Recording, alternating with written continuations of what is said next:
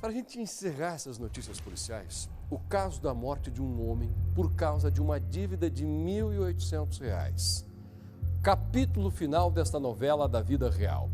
O último acusado foi a júri popular. É o tio do atirador que teria ajudado o sobrinho a cometer o crime. Uma história cheia de controvérsias, como a gente vê na reportagem do Jairo Nascimento.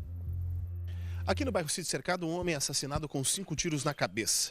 O assassino é condenado e preso. Mas o tio deste acusado também faz parte do processo.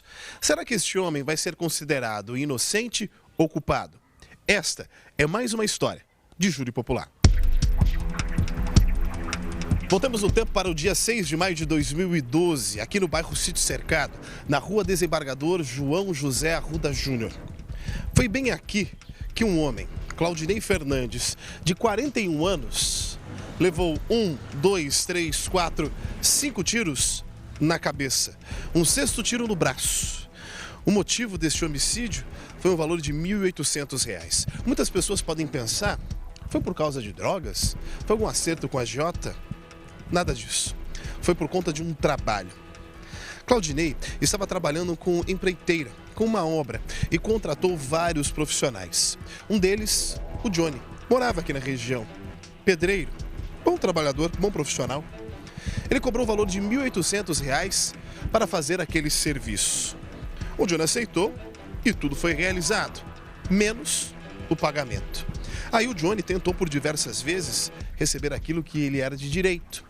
Pediu os R$ 1.800, não recebeu uma vez, não recebeu um outro mês. Ele já estava indignado, queria o dinheiro para poder pagar contas e também para aproveitar a vida. Foi inclusive num dia 6 que ele pensou assim, puxa vida, hoje vai ter um baile aqui na região.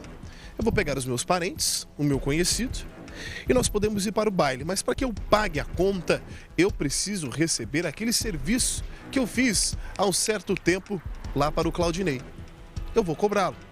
E é por isso que ele chamou um conhecido e também o seu tio para vir até nesta rua. Só que aquilo que poderia ter sido resolvido na base da conversa virou um assassinato. Os presos confessaram qual foi a motivação do crime? A princípio é uma dívida, né? Uma dívida de um serviço que eles fizeram de servente de pedreiro aí. E o rapaz, a vítima, não pagou e por isso eles foram lá e executaram a sangue fio e a vítima. Para que você entenda melhor, nós vamos explicar como estava a situação do carro, esse momento dessa carona que terminou numa morte. Quem pilotava o veículo era um amigo de Johnny, conhecido como Reginaldo. Inclusive, essa pessoa já até morreu. Ela não por conta do processo, faleceu por conta da vida. No carona estava sim o Johnny, o assassino. E na parte de trás, Cícero, tio do Johnny, que fora convidado para participar daquele bailão naquele dia. Era um veículo velho, um Escort de 2 portas. Eles saíram de suas residências e vieram até aqui esta rua no bairro Sítio Cercado. Reginaldo dirigindo, Johnny aqui no carona e o tio, o Cícero, na parte de trás. Quando de longe avistou o devedor, o Johnny pediu para o Reginaldo parar o carro e desceu onde começou a discussão. De carro, o Johnny, aqui na rua, ele desceu. Foi encontrar Claudinei. Os dois, face a face, assim como eu estou com você em casa, discutiam, brigavam. O tom da conversa foi subindo, foi aumentando, passando de uma mera discussão para agressões verbais. Um querendo dinheiro, o outro dando a sua versão, as suas desculpas, dizendo que não tinha naquele momento. O Johnny ficou revoltado. Tirou um revólver calibre 38 que estava escondido em seu corpo e mirou contra a cabeça de Claudinei, lhe acertando 5 vezes, o 6º disparo no braço. Claudinei não teve nenhuma chance de defesa. Caiu morto no meio da rua. Mas o Johnny teve um azar danado, ou uma sorte para a sociedade. Cruzava a esquina uma viatura da polícia militar. Os militares viram parte do momento em que o Johnny disparava os vários tiros contra Claudinei. Johnny foi preso na hora, mal conseguiu fugir e desde então ficou preso. Recentemente, ele foi condenado a cerca de 18 anos. Como o crime aconteceu no ano de 2012, ele já cumpriu parte da pena. Como tem bom comportamento, é um benefício que a lei brasileira permite aos presos. Por bom comportamento, cumprindo 2/5 da pena, ele está em liberdade. Está nas ruas, respondeu por aquilo que fez. Só que a história não termina aí.